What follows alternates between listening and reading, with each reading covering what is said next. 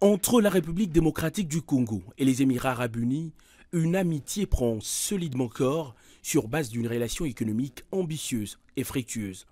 Ce lundi, c'est un autre important dossier qui a conduit Cheikh Chakbout Nahyan Al-Nahyan auprès du président de la République, Félix Antoine Tshisekedi. Le ministre d'État des Émirats arabes unis conduisait une délégation composée de plusieurs entreprises privées et publiques pour acter un partenariat qui va révolutionner la partie est du pays et plus particulièrement le Grand Kivu. Les deux parties, congolaises et émiraties, ont devant le chef de l'État signé le deuxième partenariat de Tweety Mining de la société Sakima. C'est un projet de plus de 1,9 milliard qui devrait développer, comme je l'ai dit, 5 mines industrielles et mettre en place une fonderie de plus de 500 millions de dollars dans la province du Sud Kivu.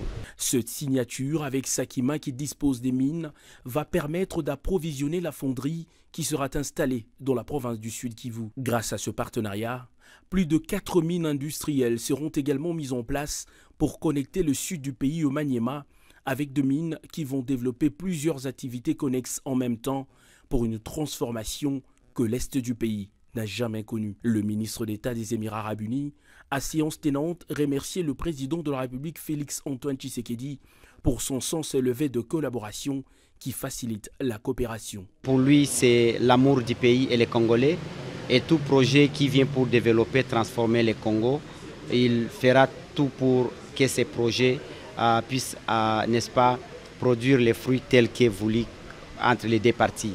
Pour activer les investissements dans différents domaines, plusieurs membres du gouvernement et responsables de structures étatiques, à l'instar de l'Agence nationale pour la promotion des investissements, ANAPI, ont été associés à la démarche.